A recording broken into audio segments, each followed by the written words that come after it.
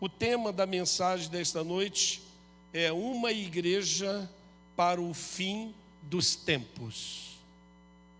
Considerando que nós somos a igreja de Cristo, é como se eu dissesse assim, nós, para o fim dos tempos. Considerando que a Bíblia diz que a igreja é a noiva do Senhor, poderíamos dizer a noiva para o fim dos tempos.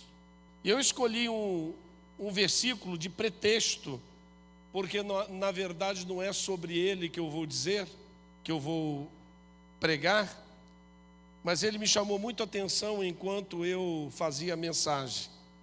Apocalipse capítulo 1, verso 18, que diz assim: sou aquele que vive, estive morto, mas agora estou vivo para todo sempre, e tenho as chaves da morte e do Hades. Esse texto, eu poderia já dizer de abertura da mensagem, uma frase que pode ser considerada como um clichê, mas ela não é. E a frase é: Jesus está voltando.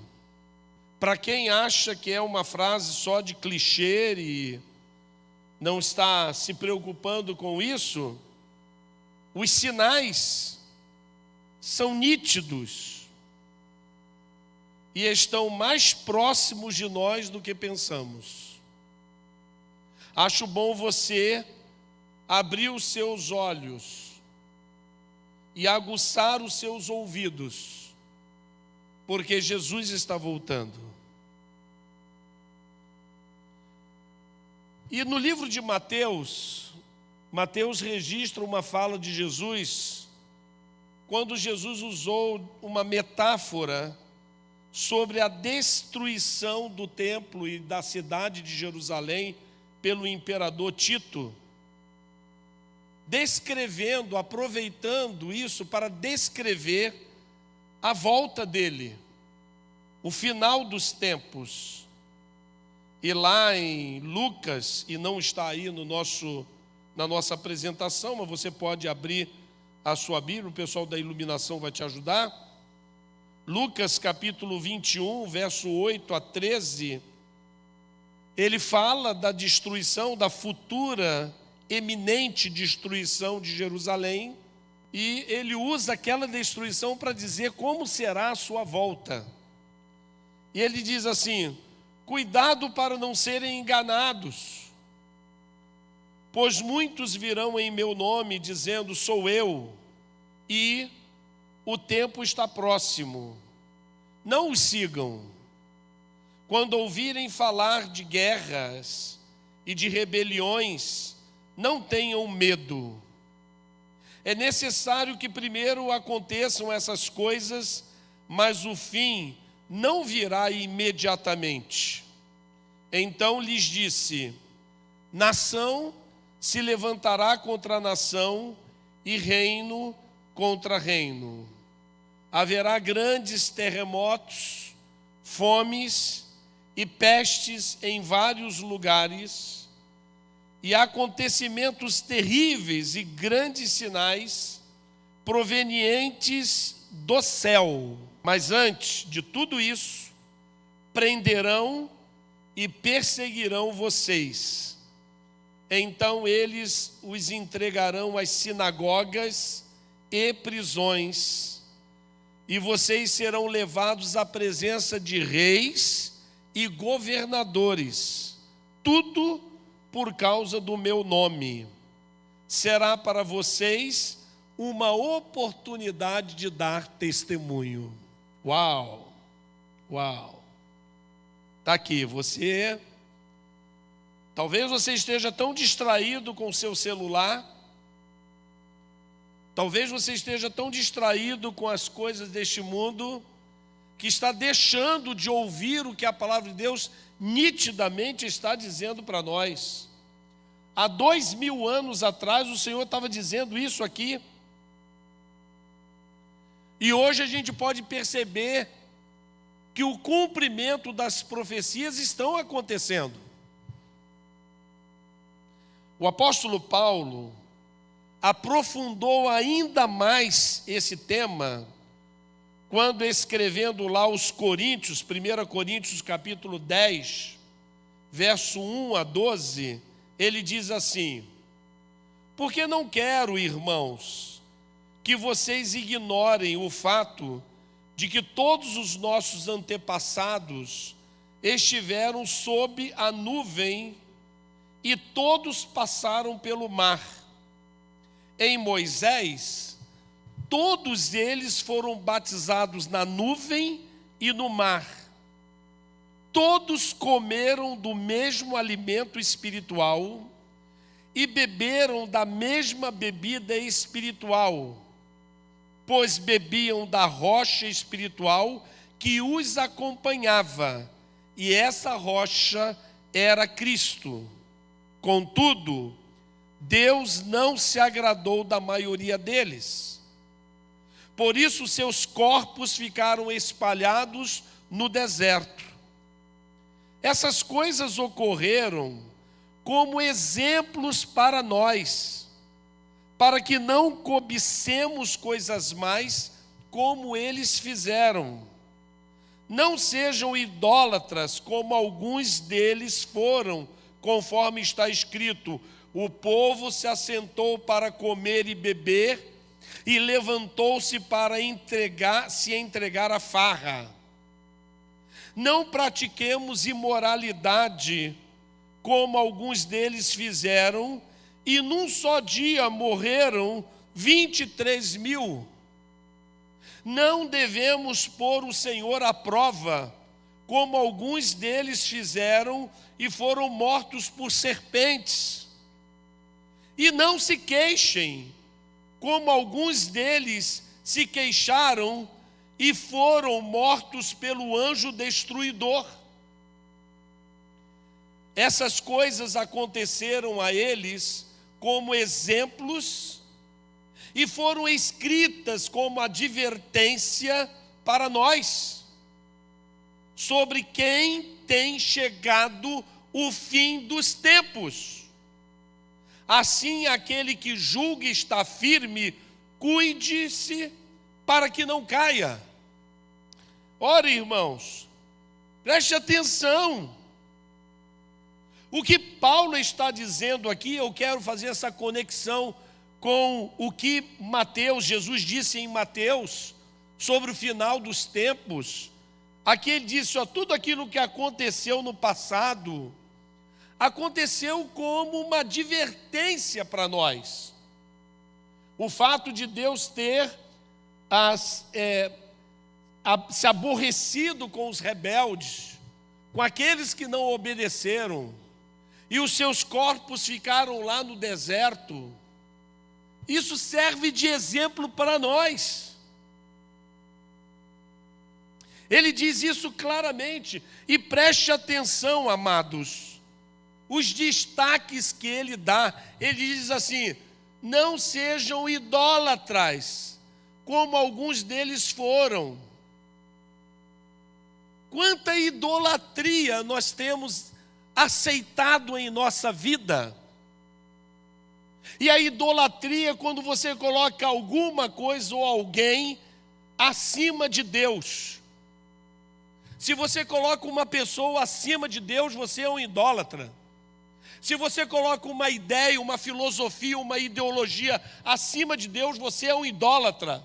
Se você coloca um pensamento seu do que seja ser um crente, e isso está completamente afrontando as Escrituras, você é um idólatra. Você tomou para si algo para adorar, para venerar, para seguir e não abrir mão dele, acima de Deus. Paulo continua dizendo: não pratiquemos imoralidade, como alguns deles fizeram, e morreram num só dia 23.000 pessoas. O Senhor não aceita a imoralidade, porque nós, igrejas do Senhor, possuímos em nós a presença augusta do Espírito Santo. Não coloque os seus olhos em coisas que o Espírito Santo vai abominar. Não deseje coisas que você está incomodando o Espírito Santo. Não foi só naquela época que ele se aborreceu. Ele continua se aborrecendo com a sua igreja. Ele não é um Deus paz e amor, numa modalidade de discurso politicamente correto. Não. Paulo continua dizendo: não coloquemos o Senhor à prova, tentando o Senhor, porque não entendemos o que as Escrituras dizem, qual deve ser o nosso relacionamento com Deus. Então achamos que os nossos sentimentos é que estão estão na liderança de nossa vida. Então começamos a exigir de Deus, a falar com Deus de uma maneira que nunca deveríamos falar, colocando o Senhor à prova. Senhor, se o Senhor me ama, faz isso. Se o Senhor me tem por apreço, me faz isso. Se fosse isso, Deus te mandava para o inferno. Porque na verdade tudo que Deus faz é para o louvor da sua própria glória. Todo o universo e tudo que acontece, que Ele criou e existe, é para a glória do Senhor, porque só Ele é Deus, só Ele é Senhor. E Paulo termina: e não se queixem, como alguns deles se queixaram. Quanto mimimi! Quantas pessoas se aborrecendo na internet, magoando pessoas. E não só na internet, no dia a dia. Irmãos, essa é a pior geração de crentes que já existiu na humanidade. Falo isso com tristeza, porque componho essa geração. Geração que não ora como deveria orar, uma geração que não lê a Bíblia, uma geração que se serviu do humanismo e não percebe que o humanismo tomou conta do seu coração. Ou seja, o que importa é o que eu penso, o que importa são as minhas opiniões, o que importa é o meu sucesso, o que importa sou eu. Isso chama-se humanismo. E quando nos distraímos com as coisas desse mundo, isso se chama secularismo. Nesse texto de Corinto, há um versículo que chama muito a nossa atenção, está aí o verso 11 de 1 Coríntios capítulo 10, diz assim: essas coisas aconteceram a eles como exemplos e foram escritas como advertência para nós, sobre quem tem chegado o fim dos tempos. Não, nós vamos abrir as Escrituras e quando lemos lá em Atos, Ananias e Safira, Ananias chegando para Pedro e para a igreja do Senhor e mentindo a respeito da venda de uma propriedade, porque viu que Barnabé vendeu uma propriedade e com o coração cheio de gratidão a Deus pelo que Deus havia feito por ele, ele vai e entrega toda a oferta, mas não coloca para aparecer, para poder se mostrar. Mas aí todos então ficam abismados e vem aquele testemunho de Barnabé, mas Ananias e Safira não, eles combinaram. Eles não perceberam o que a palavra de Deus estava dizendo para eles, de como Deus ficava aborrecido no passado e o que Deus fez no passado com pessoas que agiram como agora eles estavam pensando agir. Eles não estavam atentos a isso. E aí Ananias e Safira combinam: vamos fazer o seguinte, vamos vender o terreno por tanto, vamos ficar com uma parte para nós, mas vamos dizer lá e vamos falar que aquela parte que sobrou é toda a propriedade, é o valor de toda a propriedade. E aí quando Ananias faz isso, o Espírito de Deus toma a vida de Pedro, e ele fala, o Espírito fala através de Pedro. Pedro, um homem pecador, mas Deus falava através dele. E aí Deus falou assim: Ananias, por que mentistes a Deus Por que mentistes ao Espírito Santo sobre o valor da propriedade? Você não mentiu a homens, você mentiu a Deus. Por que você não ficou com a propriedade para você?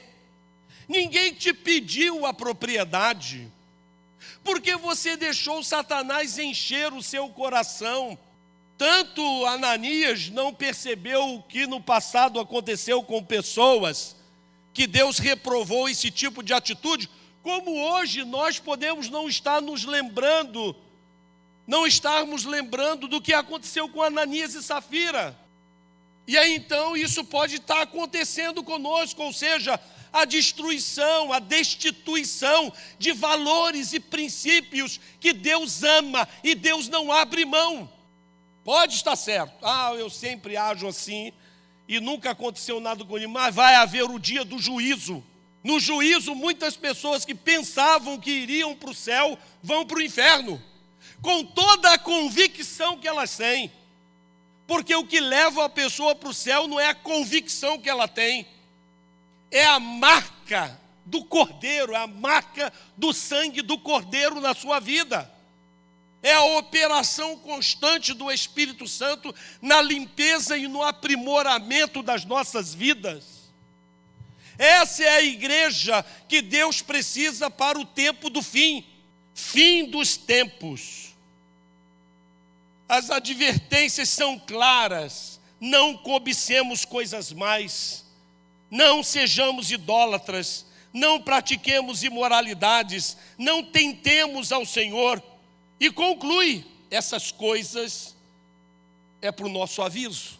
Todas as vezes que nós estivermos ouvindo a palavra de Deus, lendo a palavra de Deus, ouvindo uma música que tem a palavra de Deus e não distorce a palavra de Deus, Deus vai falar com você, vai lembrar para você o que aconteceu no passado. Infelizmente, as músicas e as mensagens de hoje é só para nos colocar para cima.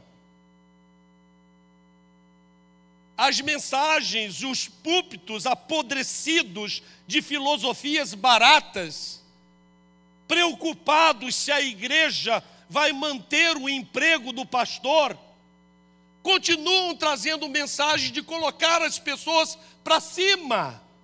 Sabe o que coloca a gente para cima? Quando vem alguma coisa de Deus e destrói em nós alguma coisa que está colocando a gente para baixo. Músicas que dizem, você vai vencer. Irmãos, nós não vamos vencer. É impossível que vençamos, porque nós já somos vitoriosos. Nós não seremos vitoriosos, nós já somos. Por isso que Paulo, falando aos Romanos, lá no capítulo 8, ele vai dizer, nada nos pode separar do amor de Deus que está em Cristo Jesus. Nada. Vai dizer que você já não sentiu no seu coração arder a palavra de Deus. A não ser que eu estou pegando fogo aqui sozinho. Se você está pegando fogo comigo, diga amém.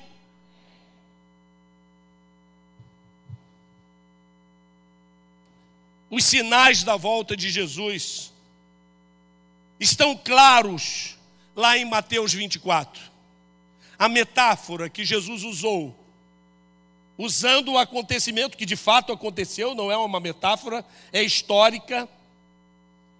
Tito entrou lá no ano 70 e pouco, alguma coisa perto de 70, entrou lá e destruiu tudo. Sabe o que o Senhor está chamando a atenção lá?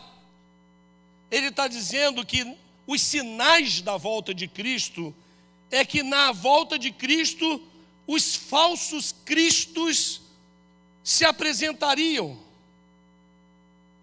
No verso 23 diz assim, se então alguém disser, vejam, aqui está o Cristo, ou ali está ele, não acreditem, diz a palavra do Senhor. Jesus nos alerta de algo que não é privilégio apenas nos nossos dias. Sempre houve na história do cristianismo falsos cristos. Porém, no sermão de Jesus, percebe-se que nos últimos dias esse aparecimento de pessoas alegando-se ser o Cristo se intensificaria. E nós estamos vendo isso acontecer. Pessoas dizendo, eu sou melhor do que Cristo. Os Beatles disseram isso. Políticos têm dito isso. Eu sou mais do que Cristo. Isso está se intensificando. Eles enganaram muita gente no passado, mas para nós, salvos em Jesus, foi alertado, não lhes deem crédito. Outro sinal dos sinais da volta de Jesus, falsos profetas. Como tem acontecido isso? No verso 24 do capítulo em destaque, diz assim, pois aparecerão falsos cristos e falsos profetas, que realizarão grandes sinais e maravilhas para, se possível, enganar os eleitos. Presta atenção, igreja. O diabo empoderará profetas para fazer sinais. E se você é uma pessoa que fica impressionada com coisas que acontecem à sua vista e você vai dizendo, não aconteceu, então é de Deus, você não conhece as Escrituras.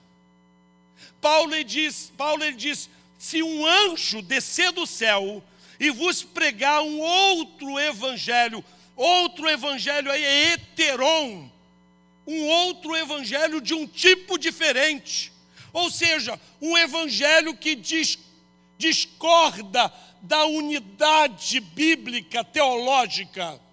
Condene, se apareceu, eu já falei para a igreja, imagina nós aqui, e de repente aparece atrás de mim um anjo. A gente não sabe muito bem como é que é um anjo, há algumas características, por exemplo, a gente vê que alguns têm asas, outros se revelaram como se fossem pessoas iguais a nós.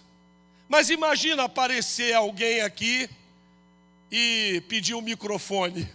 Você, você é anjo e precisa de microfone? Para com isso.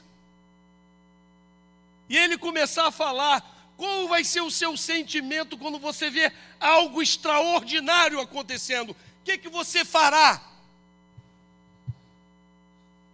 Se você não for cuidadoso, cuidadosa, orar e procurar examinar nas Escrituras se aquilo que está sendo falado é de Deus, você vai ser enganado. Como a palavra de Deus diz, eles enganarão a muitos. Se possível fosse, até os escolhidos. Falsos cristos, falsos profetas, de uma maneira mais acentuada nos últimos dias vão aparecer. Embora esse também já fosse um problema bastante conhecido pela igreja primitiva. Infelizmente, esses falsos profetas e falsos mestres se infiltraram dentro das igrejas, fazem grandes sinais e prodígios e enganam multidões. Mas nosso consolo é que não será possível para eles conseguirem enganar os escolhidos de Deus, os verdadeiros salvos em Cristo Jesus. É Deus quem nos preserva, a nossa vida está escondida nele. E se você estiver concentrado na palavra, você vai lembrar das Escrituras, o Espírito Santo vai soprar no seu ouvido e vai mostrar para você aquele episódio de Tomé. O Senhor chega na casa onde estão os discípulos com as portas fechadas. E ele vai e entra estando as portas fechadas. O corpo dele, o corpo ressuscitado, transpassa a porta. E diz, paz seja convosco. Tem nada a ver com a paz do Senhor. Para com esse negócio de dizer, tem que cumprimentar com a paz do Senhor. Não há nenhum problema em falar a paz do Senhor, shalom, um monte de coisa. Mas não vem dizer que isso é bíblico, que não é. Ele vai, paz seja convosco. Vocês estão apavorados porque eu morri. Vocês estão com medo de morrer também. A paz, eu trago a paz porque eu sou o príncipe da paz. Paz seja convosco. Então eles ficaram maravilhados. Depois ele vai embora e chega Tomé. E Tomé chega e ouve o testemunho de todos ali. Não foi o testemunho de uma pessoa, foi o testemunho de várias pessoas. E às vezes o nosso coração está tão endurecido que não adianta um falar, outro falar, outro falar, outro falar, porque ele está endurecido pela idolatria das suas próprias opiniões. E ele dizia: não crerei, somente quando eu colocar a minha mão nas suas feridas. Passa o domingo seguinte, o Senhor entra da mesma forma. E ele chega lá e vai e se dirige a Tomé. Presta atenção, você que fica doidinho e ouve rádio, e ouve programas neopentecostais, um monte de besteira. E aí você ouve aquilo tudo lá. Você que fica querendo ver sinais. Os gregos também queriam ver sinais do Senhor Jesus. Nenhum sinal vos será dado, senão o do profeta Jonas. Vai estudar esse texto e para de ficar querendo sinais. E o Senhor Jesus chega perto dele: Tomé, você não queria ver? Põe aqui a tua mão nas minhas feridas. Aí, pastor, está vendo? Então tem que ver os sinais. Olha o que Jesus diz. Porque na hora que Tomé viu, e o texto nem diz que ele tocou em Jesus, ele diz que ele começa a glorificar a Deus. Talvez ele tenha se prostrado diante de Jesus e começou a dizer: Senhor meu e Deus meu. E aí Jesus vem e porque vistes, crestes, felizes os que não viram e creram. Irmão, o Senhor Jesus é muito bom conosco de hoje, que nós não vimos nada, não vimos Ele crucificado, não vimos a ressurreição dEle, não vimos lá. Ele está dizendo que a gente é feliz, que a gente é bem-aventurado, porque nós não vimos e cremos. Você é um bem-aventurado. Dê uma salva de palmas para isso.